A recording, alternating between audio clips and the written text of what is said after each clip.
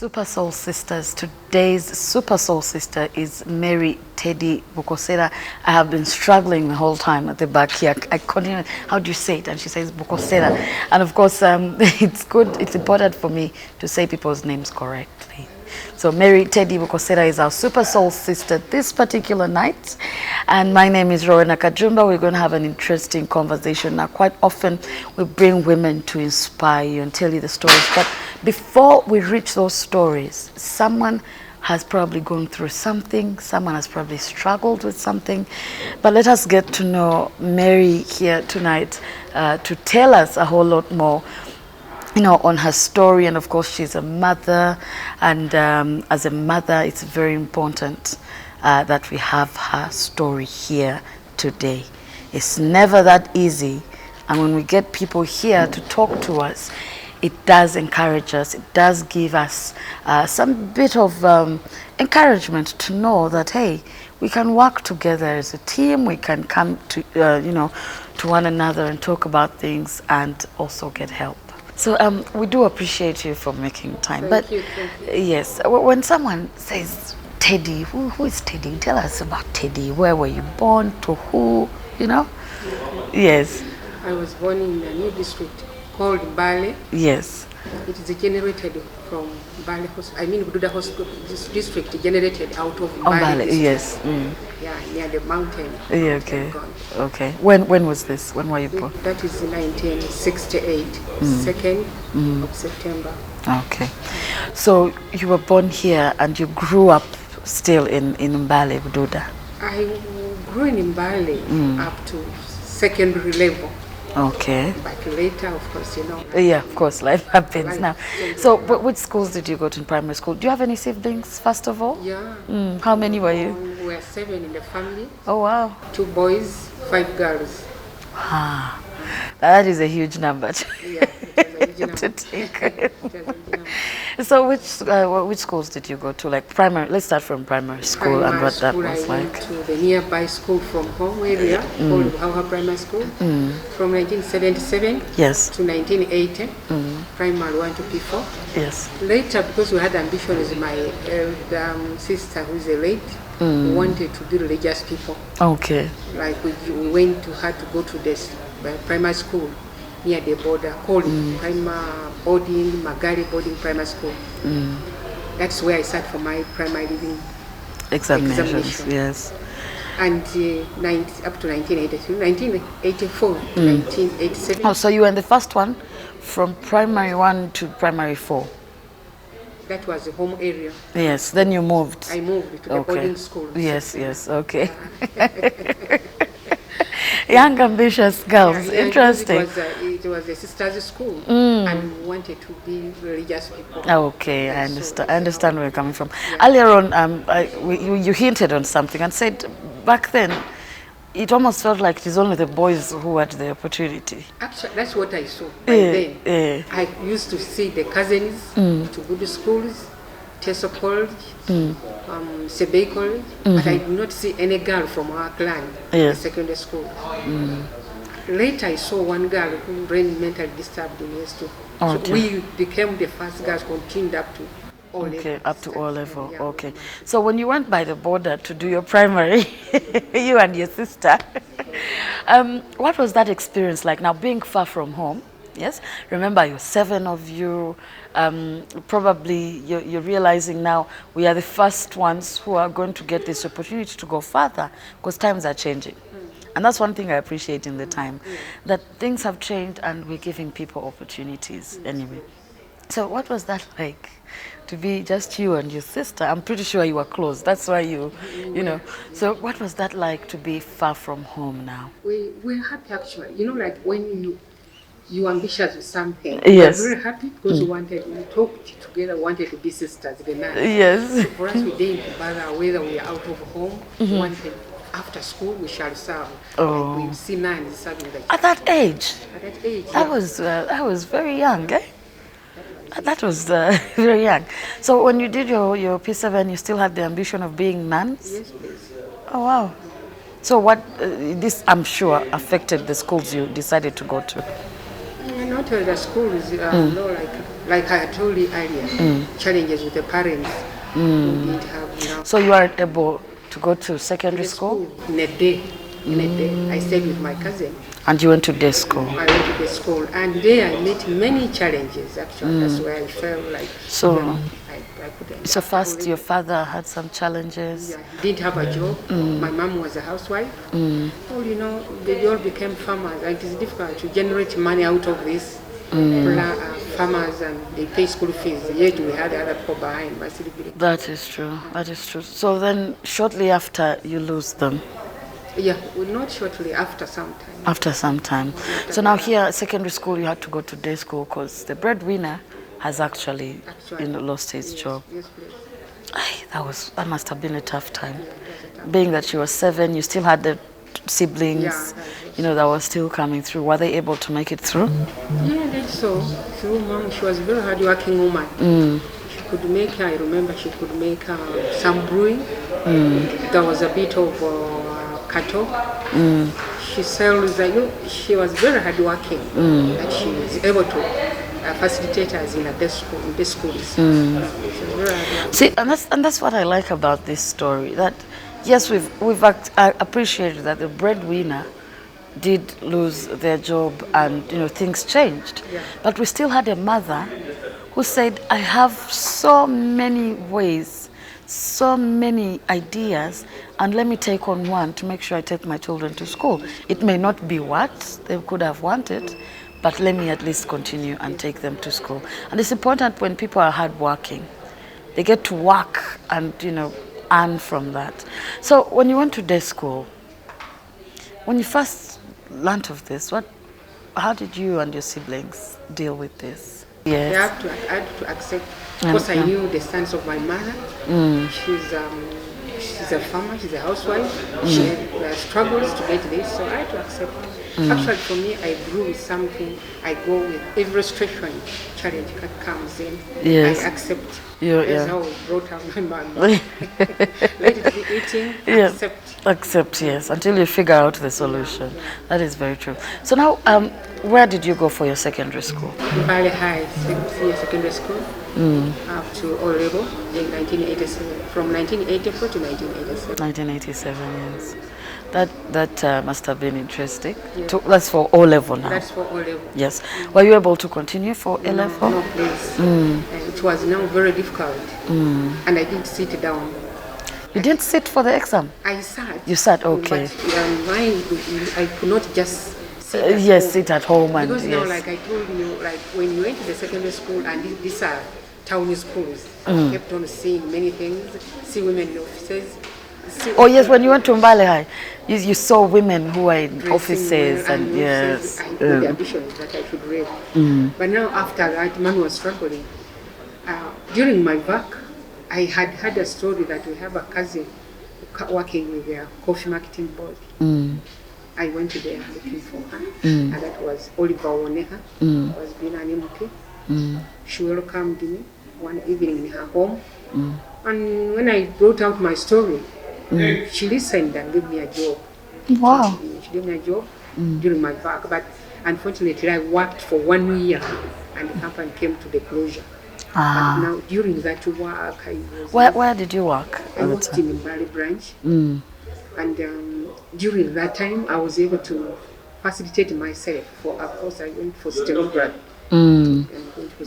As well, that same job could support my mother at home. That is good. Yeah, that is good. Yes. So I did the secretarial 1 year.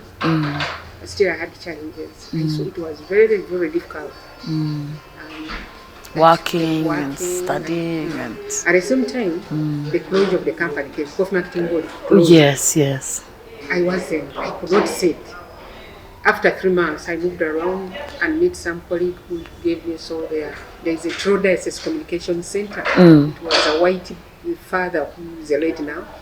It is a big printing press. And they were giving jobs. I went and worked. They gave me a job in binding. Later I was promoted in stores. I was in charge of stores. Yes. I worked there for 2 years. Still I could not leave my mother. I had to continue. Now, at this point you're talking about mother. Where is your dad here? He wasn't doing much. There was no much supporting between, but the older man was very, very supportive. Was very, very She supportive. engaged, made She sure she was engaged involved. and Okay. advice, Yeah. So you come to the communication. Trolleys Communication Center. Yes. I worked there for 2 years. Nice. And you're in Kampala here? Still in Bali. We're Still in Mbale. location, Oh, okay, good. I like that you kept around the area. You said, I'm not going to go too far. So you worked there for about 2 years. What happened? Because you when you mentioned 2 years, I'm now wondering what happened. What happened there is like, like people say, we look for green pasture. Yes, yes. I had to follow up a boyfriend who had already come here. Oh, before you even went to the diocese, you Yes, had yes. met him. Yeah. Okay, so you've said, let me follow him. No, we After met 2 during years. the diocese because he was also working in the diocese, Soroti. Okay, Soroti okay, diocese. So we kept on okay. interacting. But he was already here in 1996 In Kampala? in Kampala. But Okay. the job he got wasn't so good, of course. But of course, your life, I had to follow him. Yeah. And when I came, it took me time, almost a year, to move friends. I kept on meeting friends. Hobbies were police, the others were policemen. They encouraged me so much. Yes. Then later, one time I landed with a friend. He was also a boyfriend of my younger sister because they had had one kid with him. Already, yes. So You had not yet had any kids at this time? And they were there. They were there. They were two. Oh, okay. So before you moved to Kampala, you had children. Yeah. Okay, okay. So I went and talked to this gentleman who was the branch manager of Baroda Bank. Because I knew him from Bali. Yeah. I told him all my story. And he told me to be patient. 1997, I got a job with the National Bank of Commerce Okay. as office support. Nice. But in between, I had to build my career. That's I work a morning hours, evening, I do something. Because remember in Bali, I did a certificate, internals. So here I had to join during the bank time now. I could work morning, evening, I go to class. What were you studying now? I wanted to add on secretariat. Okay, okay, okay. And there was an institute located on Owino branch. Now called in the Kawa Institute of Business School. Yes. So still I did UNEB, at least I did UNEB. Yes. With computer. Oh, I worked in the bank 15 years. nice. 15 years. I had to close the thing. Now, within the time frame of 15 years, you came, you had 2 children. Within 15 years, you had some more? 4. 5 actually. 5. Oh, you wanted to catch up with your parents, eh? 5. You're like, I think this is the right number. This is the right number. Okay, and within that time, you managed to build your career, improve yourself, and do all of these things. That's quite interesting. Yeah. So then, 15 years, you figured I need to do something different, or maybe life or circumstances. What happened between that time frame of after 15 years of being a banker? Actually, all these 15 years, it wasn't easy. I saw competition in Kampala. These certificates don't work. They don't. But because I performed, Yes. and I didn't get so many there of support. The executive manager promoted me to the inquiry desk, and were internal courses. I did customer care, and at the Institute of Bankers. I went for banking, customer care certificate. But competition was very high because I remember going in other places applying for jobs. But you see, they can ask you, do you have a diploma or a degree? But I believe in myself that I performed. Yes. I worked up to 2012. That is when I ended in the bank. And the bank, yes, yes. So this is interesting. This whole time, you're busy. You have to go to the bank, you have to go to school. I'm getting a feeling your husband was a supporting one. Yes, please. As most men will be like, Madam, you've forgotten that. No, for him was supportive because I really had a very funny motorcycle. He could go home for the second last born, he has to look after him. That is after his work. And then he comes to pick me at 9 at the district back home. He was very supportive for me. Okay, that's good. He didn't, you know, some men say, why should I take care of the kids? The woman is there. But he took care of the kids, took care of you as well, and supported you to improve yourself. He became tired. That's where even they told me rather choose one. Go to school or you look after the children and work. Oh wow! It was tiresome for him. Yes, after some time you got tired. So what did you do in this? Because it's quite tricky. You still want to go to school, you have work, but then you have family. Financial now, because now these children are growing, and his job was not good, so we supported each other. Yes. So when he told you to choose, what did you do? I had to stop going there. To school? Financial wasn't there. Yeah, I stopped going to school. Oh, okay. Yeah. Wow. That's a hard decision to take. So you continue, you choose work and you're home, yes? And at the same time, financial stance was poor. It wasn't enough. The job wasn't enough. Yes. I know. Children are going higher secondary. Schools are expensive, you know. Schools are quite expensive, and it's getting worse. It's getting worse. Okay, so now kids are getting older, higher demands. You begin to weigh in, but then you said in 2012 is when you left. Why? I was served with a letter of terminating.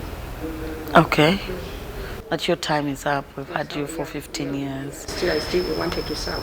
But it didn't take long because I looked at my second born. Yes. I just joined Makerere University. Okay. While the third born, the girl, was in her 3rd year. Actually, when they heard of this, they all came together because the girl was having her intern at Civil Aviation Intelligence, and this one had just joined. They all came in the house. It became like we had lost someone. Yes, you all came together too. I know. It was a miserable time. I know. And for him was in the north. They were asking Joseph, "We are driving rapidly." No, it was a miserable time. Yes. Yeah, it was a miserable time. Yeah. I can imagine. Now, of course, just a quick reminder, we are here at Daughters Exclusive. Now, Daughters Exclusive does give us the amazing space for us to use. And our Super Soul sister today, Teddy, is really taking us through an interesting story. Now, quite often, and that's why we have this kind of show, because she started off with showing us a very powerful woman who was her mother, who said, well, we have a challenge.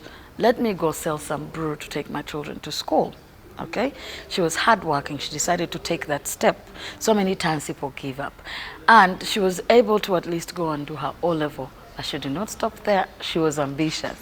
Now, so many times we get challenges, but the ambition in itself, the drive that you have to make sure that at least, even if it's not what you necessarily wanted, who knows, you could actually get to a certain point where you're like, I did try my best. And that is the most important thing, that you did try your best. Now, we'll be back with Teddy. We've reached on a very, very sensitive and sad part here. She did her best. She pushed, of course, to make sure that she's able to sustain herself and her family. But of course, certain things get to happen that are out of our control. And so many times they do happen. We'll be back here on Super Soul Sisters with Teddy to talk about more of this. Don't go away.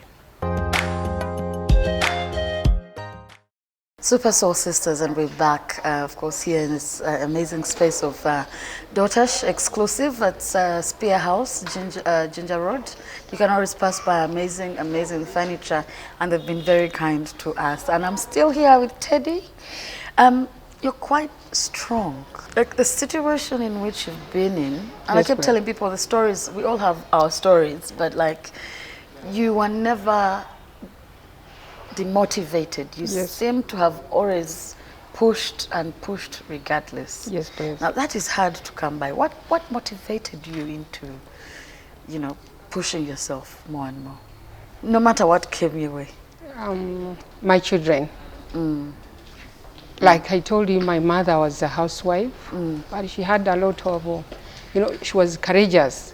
She could tell us stories, and she could relate how other girls even go to Kenya and they come when they are very smart. So I never wanted that. So like I wanted to do something For professional yourself, for myself. professional, Professional. yes, yes. So actually, all this motivation was about like, because now I said, my children should go higher. Like I told you, there's a lot of competition in Kampala. Yes. So I now had to open, I need these children of mine to go higher level. Than I did, yes, yes, yes. One time, let me give you some small story. Okay. My second born was in primary, St. Peter's Primary School. Yes. But you know, like the bank had just opened. She was in P2, P3, and you maneuver lunch only 1 hour out. Yes. So that's the hour I could use to go and pick them, because I didn't have a house girl. Yes. Pick them and take them back home. So one time I went a bit late, after 2. And this girl was asking, Mommy, which level did you go for education? Oh, wow. I said, oh no, I kept quiet. I said, O level. He said, oh, that is the reason. You didn't go to the university. Oh, and you know, little kids. It touched me up to Yes. now. No, I said, okay. She said, women come here driving and pick their children back home. You didn't go to the university. I said, oh no. But up to now, I still You tell her, do you tell her that story? Do you remind her? Yeah, I told him, I know these are children who have grown like, she Yes. doesn't see. It was a That point is to true. me. Yes. So when, now it comes, the challenge also, that during the struggle, they have gone a higher level and they're not getting jobs. She's So now, frustrated. let's go back a bit. You did mention that you lose your job in 2012. Yeah, 2012. Yes, your husband also is struggling a bit, He and he has continued. yes. He continued working. Yeah, he's So a now, driver. I was where a you driver. are supporting each other, it is now one With person. one side, Yes. one part. And 2 had gone to university, and you are left with 3. Yeah, even including his, the one I told, I got yes. him with children. Yes. Secondary school, no, all this. Because for us, we used to do things together. We don't say, when it's school fees, we plan over together. Yes. We do things together. Yes, So it was a very, very big challenge. But I didn't just... So you had one at the university, and the other ones That's below a 2 that? now. That's a 2 now. Oh, 2 The at boy had university. just joined Yes. while the girl was completing. Okay, and the others, the younger ones? Secondary, primary, nursery, Nursery, yes, that level. Oh, that must have been difficult Yes, to yeah. imagine. So they all come home. It Yeah, is of course. a sad moment. They sit down and talk. As a mother, I can imagine what you felt seeing I your know. children I do. with that great concern. How did you deal with seeing them showing up and... You know, you just have to be calm. Like me, I keep encouraging them. Yes. Like I tell them, I've gone so and so, I'll get something. Yes. I'll get, I just calm the situation. Just because I want them to read. And so I told them that if there's school fees, just go to school. These other things, leave. Yes. So what happens then after you have that meeting at home where they all come and, you know, talk about the situation and how they feel? How have you coped since? After like 1.5 years, I got a job with the Aru Secretariat. It's located in Zambia for the religious people. I still worked there. Like my husband said, it's very little money because transport, wasting transport. I went back. He promised to give me some money. I do the business. He didn't. I went back home. Oh, you went to work and then it became a bit expensive. Yeah. For how long were you there? 1 year, 1.5 years actually. Then I was at home still. He struggles, they go to school, but I was, and their friends who could come in support me. Yes. On the small scale, we combine and they go to school. So and now, the girl completed 2014. Oh, that she is graduated. Nice. That is nice. Congratulations. Makerere University with IT. And the boy? The boy still was a struggle because there's a time he was out of school. He has just graduated 2019. Oh dear. But I must still say congratulations because it's you. a hassle, but Yeah, it's a hassle. finally finished school. And how about the younger ones now? The young one is the follower of this third born. Yes. She has just joined the Makerere MOOBs. This is her first year. Yes. And because of COVID, the one who's supposed to be in S1 is in P6. Is in P6, yes, I know. That's all those 2 years that really drew us back for a bit. And what do you think you know, do you feel like maybe you need some people to come in and help and push? Because see, university is also not easy. The two have maneuvered, but now you have another adult who's joining. Yeah, now After COVID. after COVID affected me. Actually, Yes. I'd just got another job with hot loaf in the factory. I'd worked 3 years almost. Yes. COVID came in, and I was a victim. I'm at home now. Yeah.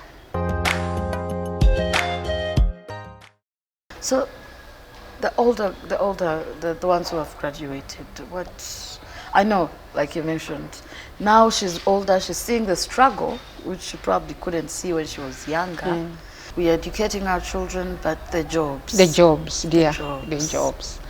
Jobs, because I keep on asking what happens. Because and when you look at the situation, we are categories of parents. These ones, like Uganda now, the government says all have to go to school. They don't mind, either parents or children. But then there's this category where I belong. It was a hassle. I struggled to go to school. With this other top, parents who have everything.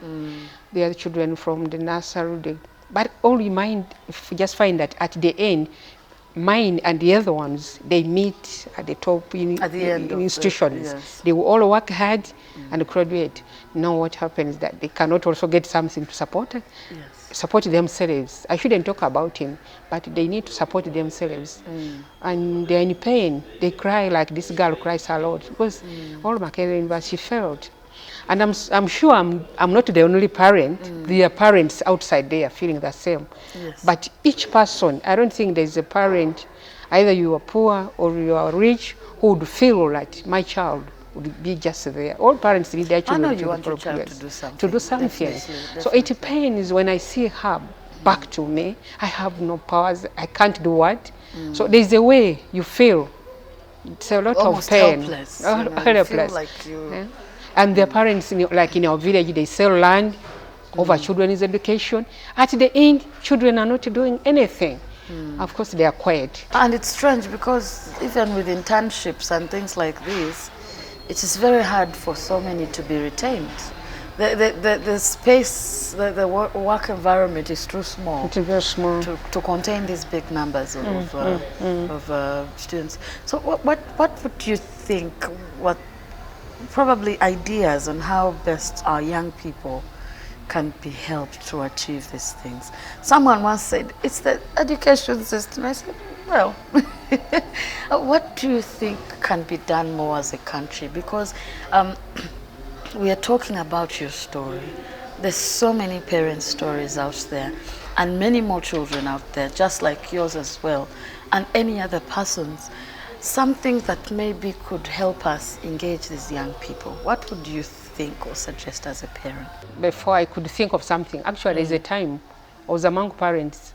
I said, in my society, in my family, when I mentioned something, they said arrogance.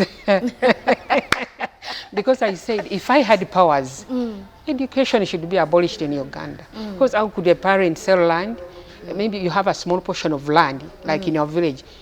You sell it to facilitate your child. At the end, the child has nothing.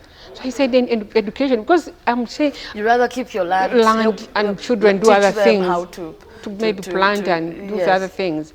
Because I'm sure we may be having either 60% in Uganda children are going through, or parents who are going through that same pain. But education is necessary. It is necessary. You know? But then I think some things should be tweaked in our education, maybe to skill more, to engage more, because like you mentioned, your daughter did not know. She said other parents are coming with cousin, not seeing your hard work, not seeing your struggle. I was young. Yes, and this is where most of our children, the children are now. You know, they think, I grow up. I think we should go away from the mentality of go to school to be a lawyer. It should be go to school to improve this child, to skill this child, to prepare them for whatever they might be doing in the future. You had a message for us here, for the people. No, actually, I would say, I don't know, because sometimes for today, I can thank Jacinta so much. Yes. Because all these things, like you can say, maybe I complain, I do what, but some people tell you, you are wasting your time. The government has no time, where are the jobs? Actually, some people in the government or in offices, they don't have kind words, they discourage. Yes, that They is discourage. true. Yeah, that's why I said I thank Jacinta, Yes. who gave me this invitation today. But otherwise, also having the same. It's like even if you talk, it is useless. Don't you think the government is aware that children go to school for the rich, for the poor? Because we live on the earth. The Bible says Yes. you have to work, you have to sweat. Yes, that so is true. why do you think that people go to school and they just end up like that? Yes. I've picked something from you today. There's so many people that rarely appreciate and thank. And I must say, yes, it is a good thing for our producer here, Jacinta, to hear such words, because she takes it upon herself. She engages people. She's passionate about women. She's passionate about some of these things. And for her to bring someone like you here today and engage us and talk to us is very, very important. Now, earlier on, and we had talked about this with her, she mentioned, like you were talking as a parent earlier, I rather have this land, teach my child what to do on this land. You know, they learn, they probably get into agriculture, they grow crop, they sell, you know, than sell the land to take someone. And this is the kind of debate that maybe is happening a lot. Another thing that was pointed out, actually, she pointed that someone will even ask, I have taken this child for education. After that, then you're saying they have to go again to be skilled in certain things. Wouldn't you as a parent probably, I don't know if you would agree with me, prefer that these skills are merged from even a younger stage as these children grow up, so that they learn that to actually be that lawyer, yes, you need to have so many life skills. Of course, To accomplish. And you may not actually be that lawyer, but you'll be prepared just in case. What do you think about that as a parent? Actually, that one, even if like a parent, I wouldn't feel bad, I mean good. But even children themselves, like you have mentioned, a child trained from the beginning to become a lawyer, then you say you go back and get skills. I may say, fine, but even you yourself, I don't think you are discouraged. Yes, I understand. You're discouraged. Because like I gave you a story about this girl, why I could come late and pick her at 2 past, because I didn't go to the university. So she had an ambition that when she goes higher, she would be better.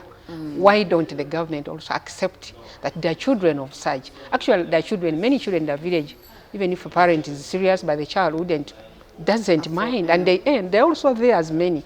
But these ones who say we want to do something, and I'm happy that like our government now, most people, even in the army, people are professionally, highly educated in the government.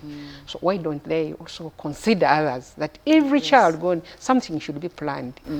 Now, importantly, as we talk about this, not so far ago, we saw the parish model funds cut by a half, from about 409 billion to 200, you know, and the minister said, the funding we expected is not what we are having. Yes, and this is where most people were excited. They're saying at least if homesteads, because we're looking at about 68% of homesteads. Okay, some people may argue that was not enough, but it was a start. At least most of these homesteads would be empowered and helped and supported financially, whether to come from subsistence to commercial. And you realize that even if you've educated your child, yes, as a household, when you benefit from such a project as well, that child has somewhere to start from. Education is not entirely bad. It isn't. It helps. It helps a lot. It helps. But even when this money comes to help these households, that child is prepared because their mind has been developed in a certain way. Now, when we see things like this happening, what do you feel, you know, as a parent, as a Ugandan, that we're having hope in terms of improving of households? Actually, for me, I have no idea about all this. It's like when you see things happening every day in your country, you hear stories, watch TV. But you don't see how you're involved. I don't see anywhere where I have no Who are comment. these people that we are talking about? I have no you're saying. comment. I have no choice. I just so like me I feel that Are we saying we might have a gap that maybe specific people benefit from this? But not definitely everyone. not everyone. Like now she has mentioned that project or program.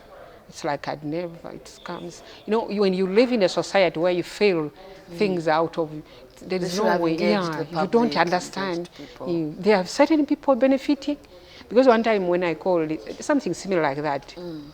I have been staying in Munyonyi. I relocated recently to Bukosera, but someone told me, so and so's MP, if you go like this and this, there's a program to help the youth. So when I called her, I've got her phone and picked up and called her. She asked me, where do you come from? I told her. Do you have land in your home area? I asked her how much land. So if you had land, then I would support you, maybe introduce you in the bank and you get a loan and you should start a business. You know, it's a long, there's things, Yes, there are which don't, specific people who, they are not, yeah. it's not straight away. It's not a straight way. And that was it. That discussion ended And like it ended that. there. That is a challenge. That is a challenge. That is a challenge to us, the people who are in the media, because then you begin to wonder, who are we talking to? Are we even talking to anyone? I hope it has opened so many people's eyes out there. I'm sure there are other viewers who are saying, by the way, what are you talking about? And it's upon us now, I think, in the media. I think that people engaged in these projects, we need to put out mass information and engage bigger numbers for people to benefit. You've opened my eyes.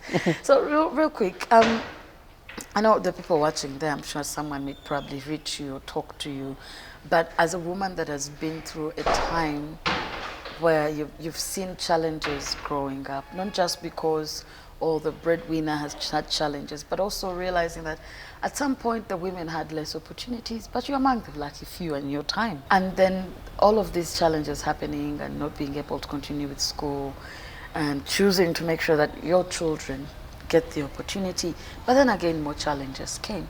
What keeps you going every day as Teddy? What makes me go every day through this challenge? I feel so sorry to mention, but on the other hand, I could thank their father, like this last bonds. He has just lost a job in March, but he still funds him for school fees in a hard way. Oh dear. Remember the one who has just joined the university? She told me, Daddy told me, maybe out of the hostel, because he doesn't see money. Those are tears now, because there is no plan yet properly. Yes, yes.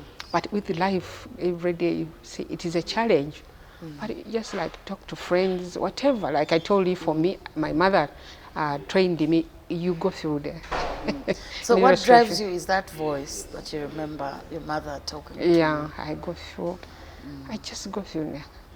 And sometimes I say, is it because I'm old, I could move to offices again, and papers which are not. And by the way, you could still, you never know. Yeah, if I believe in myself, if there's an opportunity, I can work. I even went back to my boss, former MD, managing director of Hotel. We said, but still, COVID was affected. So, but then I could think that if there was an income, like I started something, but where about? Who can support you? Who can support you? Things like that. So you find that in this struggle, the saving wasn't. It has been hard to save so that after out of your employment you can do something. So those are challenges. I find it challenging. It's very painful for me, but that's it. So are you doing any kind of business or thinking about doing any I think of it, but just because financially, I think about it, but funding is a problem. That brings me to an important one. Now, quite often, things happen abruptly to us. And someone may say, but she can this, she can that. And she just mentioned, I have the ideas, but the funding. The funding. And at the end of the day, it becomes tricky for us. It becomes overwhelming. Not everyone will understand your situation. Of course. But you continue to be strong and push on, which I do really appreciate. For me, that is a real super soul sister. I must commend you on pushing and pushing and pushing. Thank you. But what you have to say to the young people out there, we do know education is important. Sometimes it may not happen as it is, but do not give up. We've brought up issues of we need to have skills almost like encrypted within our education system from a very tender age. Maybe that would solve our problem. But what do you say to these young girls and boys? Because yes, we are saying education is important, we are saying skills are important, but just in case it doesn't happen that way, how do they get themselves out of the sand and build themselves back up? This one I would say I still encourage them. The parents who are going through the same situation, challenge with me, the children, boys and girls, you still encourage them. Because, you know, like my children are not benefiting. Tomorrow, the other person may benefit out of that. And they should work hard knowing where our country is. Yeah. I still encourage children and parents. And they shouldn't say they shouldn't go to school. They should. Those who are able, they should. They should. They should. Someone did engage me on something. They said, I want my kids to go abroad. We are running away from our country, literally running away. Yeah, dear. And I know it may seem like some people say you're saying from a shallow end. I said, but if we all ran away from our country because we felt like it was going down the sinkhole, who will save it? So we need to come together. And I like the point you made as a parent. I'm sure so many people agree with you. And encourage and not give up and make sure that this problem at some point is not that much of a gap. When there is a voice that openly says, here's the problem.